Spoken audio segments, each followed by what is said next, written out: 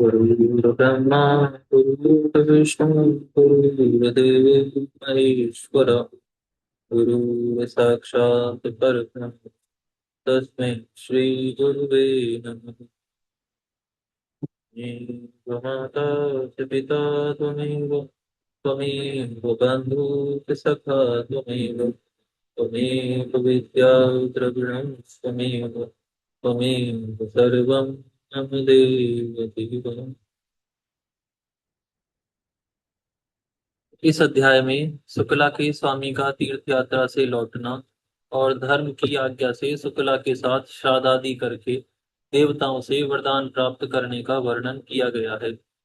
भगवान श्री विष्णु कहते हैं, राजन, कृकल वैश्य सब तीर्थों की यात्रा पूरी करके अपने साथियों के साथ बड़े आदर से घर की ओर लौटे।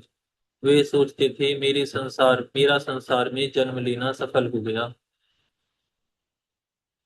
मेरे सब पितृ स्वर्ग को चले गए होंगे।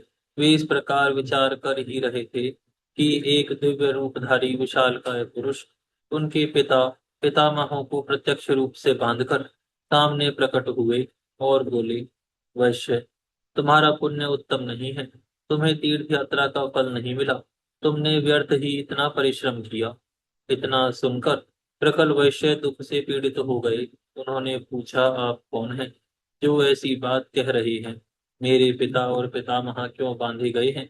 मुझे तीर्थ का फल क्यों नहीं मिला? धर्म ने कहा, जो धार्मिक आचार और उत्तम व्रत का पालन करने वाली, श्रेष्ठ गुणों से विभूषित, पुण्य में अनुराग रखने वाली तथा पुण्यमयी पतिव्रता पत्नी को अकेली छोड़कर धर्म करने के लिए बाहर जाता है, उसका किया हुआ सारा धर्म व्यर्थ हो जाता है। इसमें तनिक भी संदेह नहीं है। जो सब प्रकार के सदाचार में संलग्न रहने वाली, प्रशंसा के योग्य, आचरण वाली, धर्म साधन में तत्पर, सदा पातिव्रत्य का पालन करने वाली, सब बातों को जानने वाली तथा ज्ञान की अनुरागिणी है, ऐसी गुणवती, पुण्यवती और महासती नारी जिसकी पत्नी हो, उसके घर में सर्वदा देवता निवास करते हैं।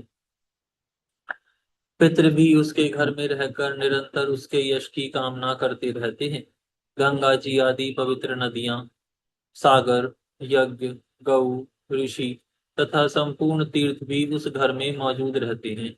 पुण्यमयी पत्नी के सहयोग से गृहस्थ धर्म का पालन अच्छे ढंग से होता है। इस भूमंडल में गृहस्थ धर्म से बढ़कर दूसरा कोई धर्म नहीं है। वैश्य, गृहस्थ का घर यदि सत्य और पुण्य से युक्त हो तो परम पवित्र माना गया है।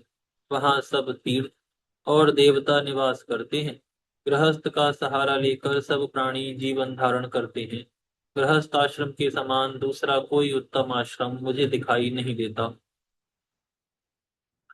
जिसके घर में साध्वी स्त्री होती है, उसके यहाँ मंत्र, अग्निहोत्र, संपूर्ण देवता, सनातन धर्म तथा दान एवं आचार सब मौजूद रहते हैं।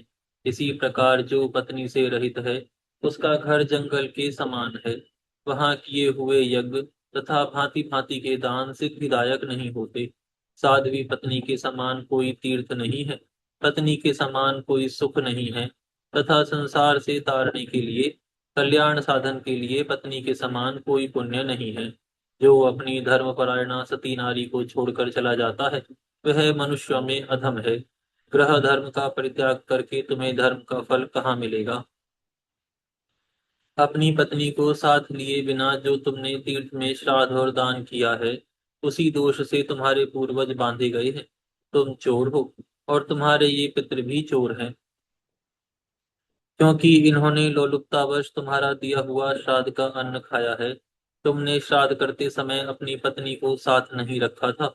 जो सुयोग्य पुत्र श्रद्धा से युक्त हो, अपनी पत्नी के दिए हुए पिंड से श्राद्ध करता है, उससे पितरों को वैसी ही तृप्ति होती है जैसी अमृत पीने से। इसमें तनिक भी संदेह नहीं है। पत्नी ही गार्हस्थ धर्म की स्वामिनी है। उसके बिना ही जो तुमने शुभ कर्मों का अनुष्ठान किया है, यह स्पष्ट ही तुम्हारी चोरी है। जब पत्नी अपने हाथ से अन्न तैयार कर देती है, तब वह अमृत के समान मधुर होता है। उसी अन्न को पितृ प्रसन्न होकर भोजन करते हैं तथा उसी से उन्हें विशेष संतोष और तृप्ति होती है। अतः पत्नी के बिना जो धर्म किया जाता है वह निष्फल होता है। कृकल ने पूछा, धर्म, अब कैसे मुझे सिद्धि प्राप्त होगी और किस प्रकार मेरे पितरों को बंधन से छुटकारा मिलेगा? धर्म ने कहा, महाभाग, अपने घर जाओ। तुम्हारी धर्मपरायणा पुण्यवती पत्नी शुक्ला तुम्हारे बिना बहुत दुखी हो गई थी। उसे सांत्वना दो और उसी के हाथ से श्राद्ध करो। अपने घर पर ही पुण्य तीर्थों का स्मरण करके तुम श्रेष्ठ देवताओं का पूजन करो। इससे तुम्हारी की हुई तीर्थ यात्रा सफल हो जाएगी। भगवान श्री विष्णु कहते हैं, राजन, ऐसा कहकर धर्म जैसे आए थे वैसे ही लौट गए। परम बुद्धिमान कृकल भी अपने घर गए और पतिव्रता पत्नी को देखकर मन ही मन बहुत प्रसन्न हुए। शुक्ला ने स्वामी को आया देख उनके शुभागमन के उपलक्ष्य में मांगलिक कार्य किया। तत्पश्चात धर्मात्मा वैश्य ने धर्म की सारी चेष्टा बतलाई। स्वामी की आनंददायक वचन सुनकर महाभागा शुक्ला को बड़ा हर्ष हुआ। उसके बाद कृकल ने घर पर ही रहकर पत्नी के साथ श्रद्धा पूर्वक श्राद्ध और देव पूजन आदि पुण्य कर्म का अनुष्ठान किया।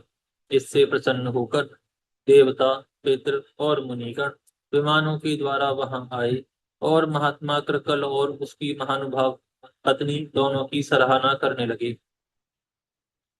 मैं, ब्रह्मा तथा महादेव जी भी अपनी अपनी देवी के साथ वहां गए। संपूर्ण देवता उस सती के सत्य से संतुष्ट थे। सबने उन दोनों पति पत्नी से कहा, सुव्रत, तुम्हारा कल्याण हो। तुम अपनी पत्नी के साथ वर मांगो।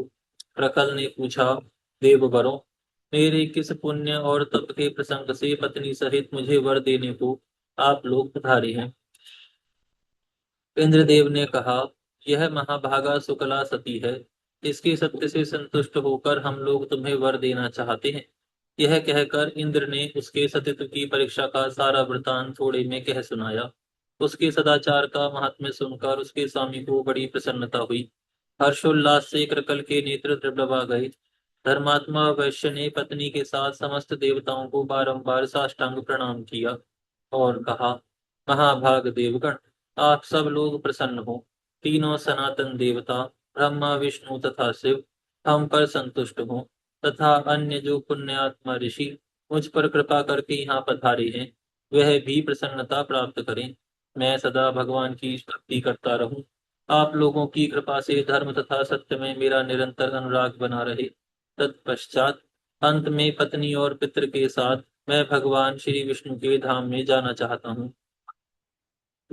देवता बोले, महाभाग, एवमस्तु, यह सब कुछ तुम्हें प्राप्त होगा।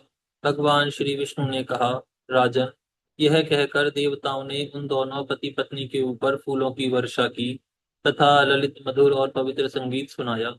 वर देकर वे उस पतिव्रता की स्तुति करते हुए अपने अपने लोक को चले गए। इस परम उत्तम और पवित्र पवित्र उपाख्यान को मैंने पूर्ण रूप से तुम्हें सुना दिया। राजन, जो मनुष्य इसे सुनता है वह सब पापों से मुक्त हो जाता है। स्त्री मात्र को शुक्ला का उपाख्यान श्रद्धा पूर्वक सुनना चाहिए। इसके श्रवण से वह सौभाग्य, सतीत्व तथा पुत्र पौत्रों से युक्त होती है। इतना ही नहीं, पति के साथ सुखी रहकर वह निरंतर आनंद का अनुभव करती है। यहाँ पर यह अध्याय पूर्ण होता है। आज हम यहाँ विराम करते हैं, फिर कल से प्रारंभ करेंगे। हे गौ माता, आप सभी देवी देवताओं की माता, सभी पुण्य का पुण्य, सभी तीर्थों का तीर्थ है। हम सभी आपको दंडवत प्रणाम करते हैं। आपकी कृपा सदैव हमारे ऊपर बनी रहे। धर्म की जय हो। जय हो। अधर्म का नाश हो। नाश हो। प्राणियों में सद्भावना हो। सद्भावना हो। विश्व का कल्याण हो। कल्याण हो। श्री पद्म पुराण की जय हो। जय हो। आज के आनंद की जय हो। जय हो। गौ माता, राष्ट्र माता, राष्ट्रमाता गौ हत्या बंद हो। बंद हो। नमः श्री पार्वती पतये हर हर महादेव। जय जय राधे श्री राधेश। राधे। नमो नारायण। नमो नारायण।